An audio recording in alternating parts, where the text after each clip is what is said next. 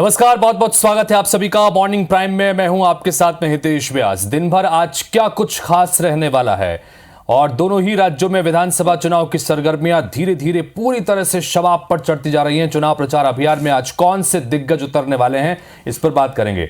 छत्तीसगढ़ की सियासत में आज इसलिए महत्वपूर्ण दिन चूंकि आज गृह मंत्री अमित शाह यहां के दौरे पर रहने वाले हैं और सबसे खास बात यह कि आज बीजेपी का घोषणा पत्र सामने आएगा। किन किन घोषणाओं पर बातचीत हो सकती है, इस पर बात करेंगे।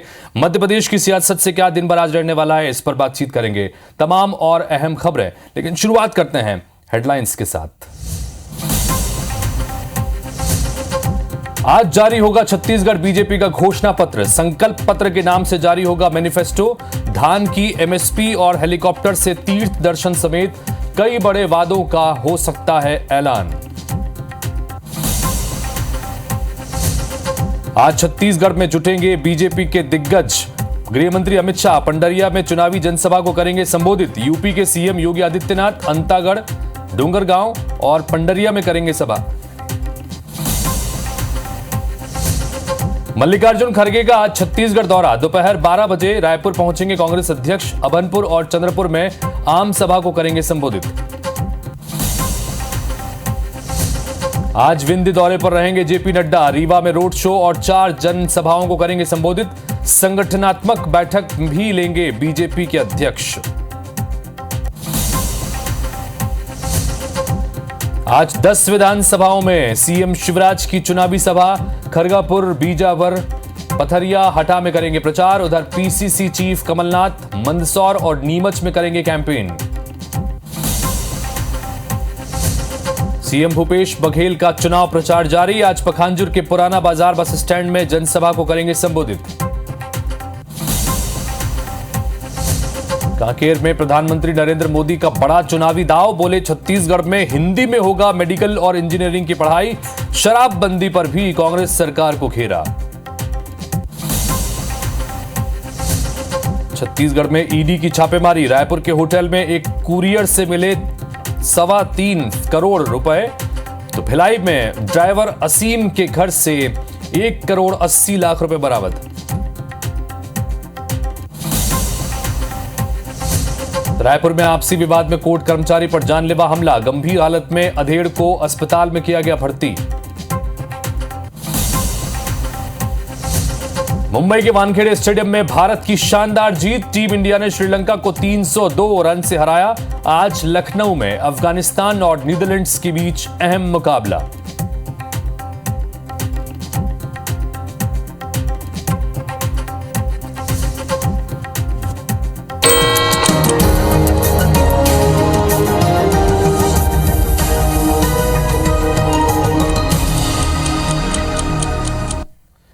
तो ये थी इस वक्त की हेडलाइंस, यानी दिन भर वो अहम खबर जिस पर हमारी नजर रहेगी। और अब 7 बजे की 7 बड़ी खबरों पर नजर डालते हैं जो आज दिन भर सुर्खियों में रहने वाली है। बड़ी खबरों की बात करें, पहली खबर, पीएम मोदी दिल्ली में वर्ल्ड फूड इंडिया का आज उद्घाटन करेंगे। दूसरी महत्वपूर्ण खबर, महाराष्ट्र सरकार मराठा आरक्षण देने को तैयार है।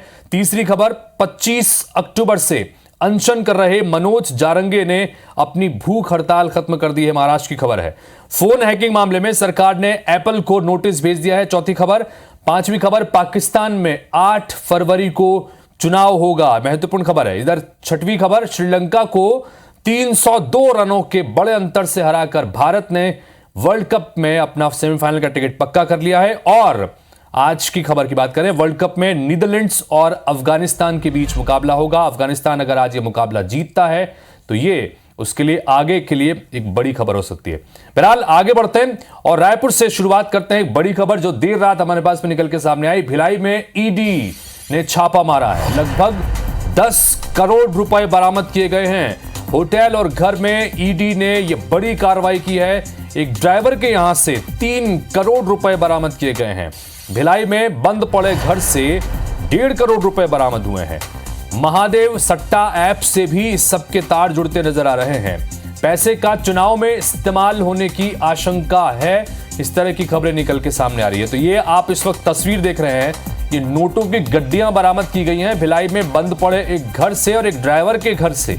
10 करोड़ रुपए के आसपास नगद बरामद किए गए हैं और ईडी की टीम ने बकायदा इसको सजा कर रखा है अमूमन जिस तरह की जब भी कार्रवाई होती है तो इसी तरह से उसको दिखाते हैं। लेकिन कुल मिलाकर ये बड़ी खबर ये कि ड्राइवर के घर से 3 करोड़ रुपए और भिलाई में एक बंद पड़े हुए घर से 1.5 करोड़ रुपए बरामद किए गए हैं। और ये बताया जा रहा है कि महादेव सट्टा ऐप से ये तमाम तार इसके जुड़े हुए हैं।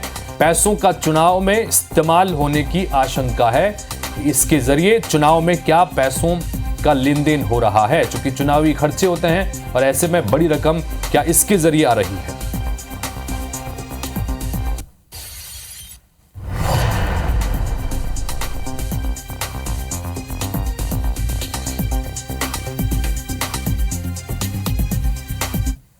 महादेव सट्टा के खिलाफ छत्तीसगढ़ पुलिस के साथ साथ ईडी भी लगातार कार्रवाई कर रही है। रायपुर के वीआईपी चौक के पास एक निजी होटल में ईडी ने आज बड़ी कार्रवाई की है। ईडी सूत्रों के अनुसार टाइटन होटल से ईडी ने एक छापेमारी कार्रवाई की थी।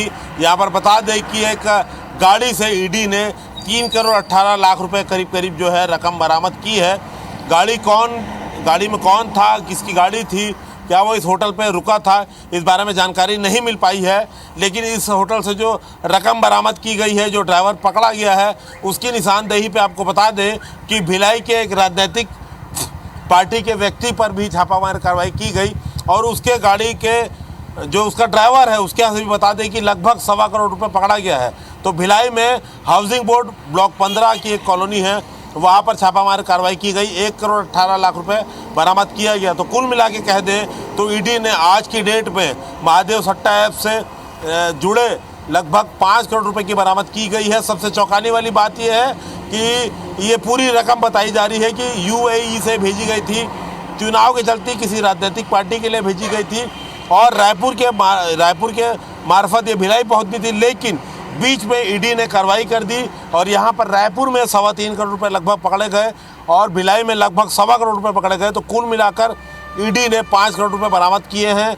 लगभग इस सारी रकम की जो है सोशल मीडिया में तस्वीरें वायरल हो रही है, वीडियो आ रहे हैं। लेकिन एक सूत्रों के अनुसार से कहें तो 10 करोड़ रुपए की जो है राशि बरामद की गई है। इसका खुलासा ईडी के जो प्रेस नोट पर है उसी पर ही खुलासा होगा कि आखिर क्या कार्रवाई थी, किससे रकम बरामद की गई थी और आखिर वो कौन से लोग थे और किस राजनीतिक पार्टी से जुड़े लोग थे जिससे रकम बरामद की गई है। यह तो प्रेस कॉन्फ्रेंस या प्रेस नोट के बाद ही खुलासा होगा। लेकिन एक बात तो पक्की है कि चुनाव के पहले महादेव सट्टा ऐप के मार्फत जो है करोड़ों रुपए की रकम छत्तीसगढ़ में लेन देन की जा रही है। इस पर ईडी ने बड़ी कार्रवाई की है और रायपुर पुलिस की भी इस पर कड़ी निगरानी है। रायपुर पुलिस लगातार इस पर कार्रवाई कर रही है। देखते हैं इन पूरे मामले में किसका नाम सामने आता है। कैमरामैन रमाशंकर के साथ संदीप शुक्ला, IBC 24 रायपुर।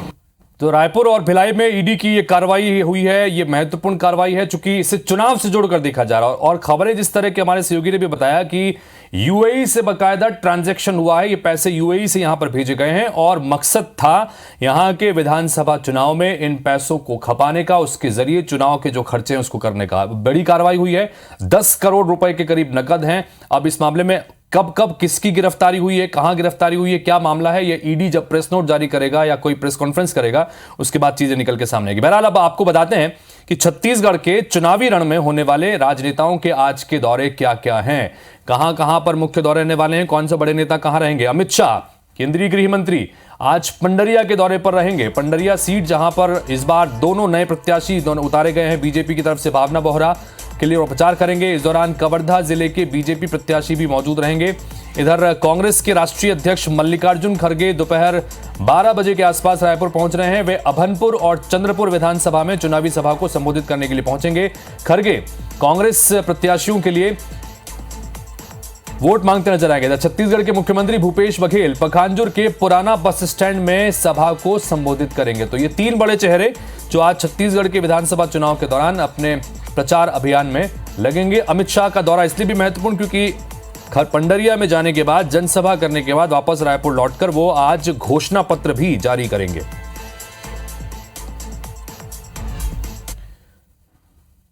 ये रही छत्तीसगढ़ की बात। मध्य प्रदेश की बात भी करते हैं। मध्य प्रदेश के चुनावी रण में आज कौन नेता कहां पर दौरा करने वाले हैं और इसके संदर्भ में भी ग्राफिक्स के जरिए आपको बता रहे हैं।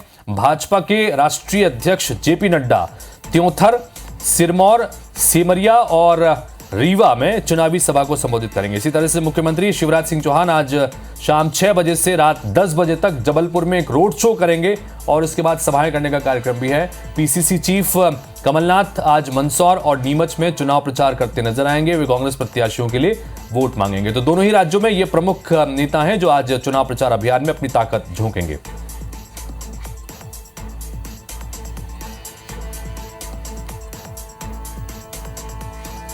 तो मध्य प्रदेश के चुनावी रण में जेपी नड्डा आज त्योंथर, सिरमौर और रीवा विधानसभा क्षेत्र में जाएंगे। भारतीय जनता पार्टी के पक्ष में वहां पर समर्थन जुटाने की कोशिश है। मुख्यमंत्री शिवराज सिंह चौहान आज शाम 6 बजे से रात 10 बजे तक जबलपुर में एक रोड शो करेंगे और जनसभाओं को संबोधित करने का कार्यक्रम भी है। मंदसौर और नीमच यानी मालवा के क्षेत्रों में आज पीसीसी चीफ कमलनाथ रहेंगे जो कांग्रेस के पक्ष में यहां पर जनसमर्थन जुटाएंगे।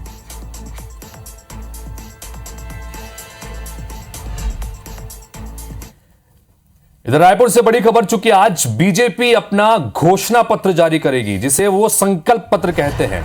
केंद्रीय गृह मंत्री अमित शाह आज अपना घोषणा पत्र जारी करने वाले हैं। दोपहर 2 बजे के आसपास एक घोषणा पत्र जारी होगा। प्रदेश प्रभारी ओम माथुर, पूर्व मुख्यमंत्री डॉक्टर रमन सिंह इस दौरान मौजूद रहेंगे। प्रदेश अध्यक्ष अरुण साव समेत वरिष्ठ नेता मौजूद रहेंगे। बहुत महत्वपूर्ण ये घटनाक्रम है क्योंकि भारतीय जनता पार्टी अपने संकल्प पत्र में किन किन वादों को शामिल करती है, किन किन बातों को शामिल करती है, ये बड़ा देखना दिलचस्प होगा। तो कुल मिलाकर ये हम IBC 24 भी आपको सूची बताने की कोशिश कर रहे हैं कि जो संभावित है घोषणा इस घोषणा पत्र में।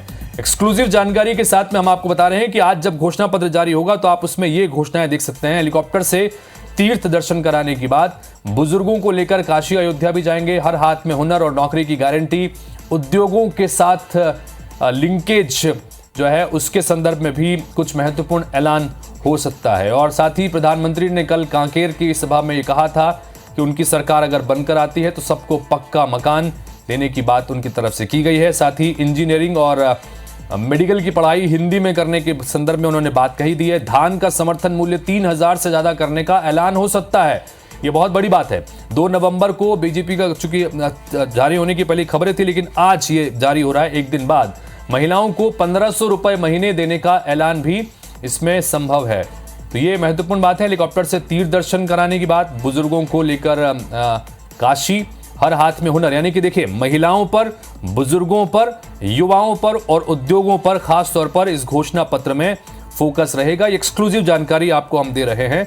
आज जब घोषणा पत्र आएगा तो इन्हीं में से मैक्सिमम योजनाओं को आप उस घोषणा पत्र में देखेंगे। सबको फ्री इलाज का दावा भी कर सकते हैं। महिलाओं को 1500 रुपए देने का ऐलान भी संभव है।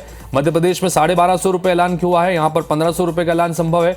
धान का समर्थन मूल्य, चूंकि एक महत्वपूर्ण मास्टर स्ट्रोक पहले ही कांग्रेस ने भी चल दिया है, तो ऐसी स्थिति में वो भी इसमें ऐलान हो सकता है। आज घोषणा पत्र जारी हो रहा है।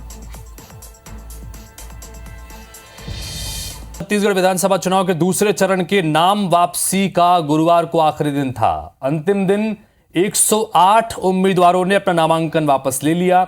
अब दूसरे चरण में 70 विधानसभा सीटों पर चुनाव होने हैं। इन 70 सीटों में से सबसे ज्यादा रायपुर दक्षिण सीट से नाम वापसी हुई है। यहां के 14 उम्मीदवारों ने अपना नाम वापस ले लिया। नाम वापसी के बाद अब दूसरे चरण में 958 उम्मीदवार अब मैदान में बचे हैं।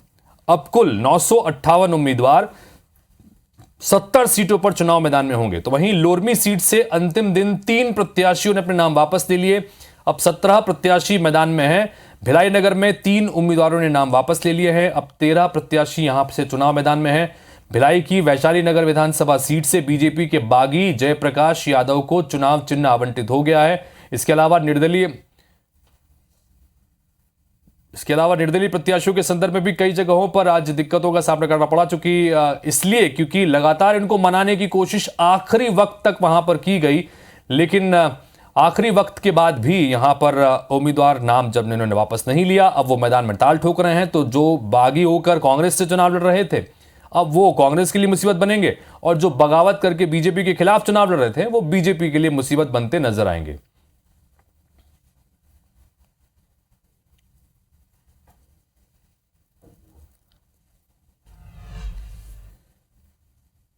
तो मध्य प्रदेश में भी एक ही चरण में 17 तारीख को 230 विधानसभा सीटों पर वोटिंग होनी, और इसके लिए भी नामांकन वापसी का आखिरी दिन कल था।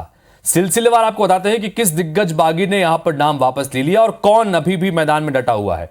सबसे पहले खंडवा की बात करते हैं। खंडवा में बीजेपी को राहत मिली है। मांधाता विधानसभा से संतोष राठौड़ ने अपना नाम वापस ले लिया। बुरहानपुर से हर्षवर्धन सिंह चौहान को नहीं मना पाए हैं, वो चुनाव लड़ेंगे। हर्षवर्धन सिंह चौहान बता दें कि नंद कुमार सिंह चौहान के बेटे हैं, पूर्व भारतीय जनता पार्टी के प्रदेश अध्यक्ष रहे हैं। इसी तरह से बाकी इलाकों की भी बात करें तो कटनी में भी इस तरह की खबरें निकल के सामने आई, जहां पर हर्षवर्धन सिंह का जिक्र किया। कटनी में भाजपा के बागी पूर्व विधायक मोती कश्यप ने अपना नामांकन वापस ले लिया है। वहीं विजय ज्योति दीक्षित को बीजेपी नेता नहीं मना पाए हैं। जबलपुर में उत्तर सीट पर भाजपा के बड़े बागी कमलेश अग्रवाल ने अपना नामांकन वापस ले लिया है। मंडला में भी भाजपा बागी पूर्व विधायक शिवराज शाह को मनाने में कामयाब रहे। ग्वालियर में 8 प्रत्याशियों ने अपने नाम वापस ले लिए। इधर महू में कांग्रेस को झटका लगा। पूर्व विधायक रहे अंतर सिंह दरबार ने पार्टी से इस्तीफा दे दिया और निर्दलीय चुनाव लड़ने का ऐलान उन्होंने कर दिया है। तो कुल मिलाकर कहीं राहत तो कहीं चुनौतियां अभी भी बरकरार है और इन चुनौतियों से अब तो चूंकि तय हो गया है कि मैदान में डटे रहेंगे बागी, तो कितना नुकसान पहुंचाएंगे ये नतीजे बताएंगे। लेकिन उससे पहले उसको किस तरह से मैनेज पार्टी अपने स्तर पर करेंगी, ये भी बड़ा दिलचस्प होगा।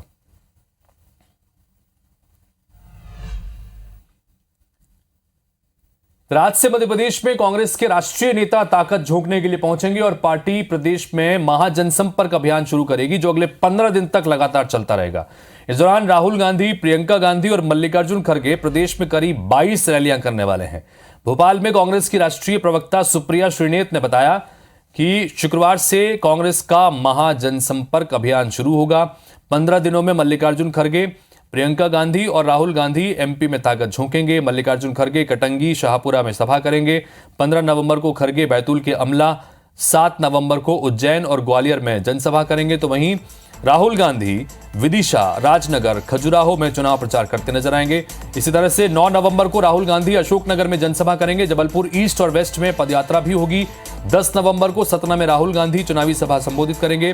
13 नवंबर को राहुल गांधी टिमरनी, उदयपुर, इकबाल नगर, भोपाल में पदयात्रा करेंगे। 14 नवंबर को राहुल गांधी विदिशा, राजनगर, खजुराहो में चुनाव प्रचार करेंगे। 5 नवंबर को प्रियंका गांधी कुक्षी और इंदौर में 5 जनसभाएं करने वाली हैं। 15 नवंबर को दतिया में चुनावी सभा को भी वो संबोधित करेंगी।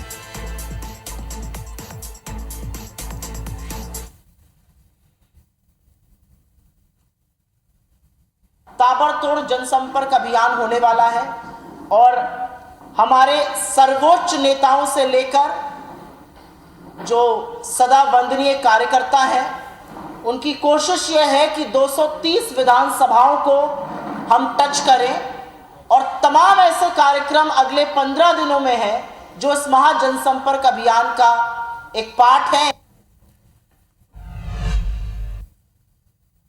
तो अगले 15 दिन पूरी तरह से राष्ट्रीय स्तर के नेता कांग्रेस के लिए ताकत झोंकते नजर आएंगे। इस बीच भोपाल से खबर आई, जहां पर कांग्रेस का प्रचार कर रही महिलाओं पर हमला हुआ है। अन्य महिलाओं ने प्रचार कर रही महिलाओं पर हमला कर दिया। मनोज शुक्ला की पत्नी बहन कांग्रेस का प्रचार कर रही थी। प्रचार कर रही महिला को ईंट से मारने का प्रयास भी किया गया। महिलाओं के साथ मारपीट करने का यह वीडियो सामने आया।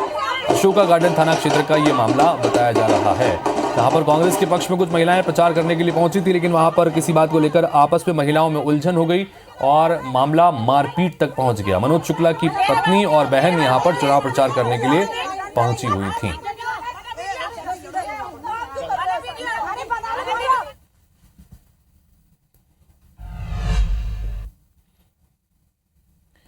यहां एक छोटे से ब्रेक के लिए रुक रहे हैं। ब्रेक के बाद चल लौट रहे हैं कुछ और खबरों को लेकर।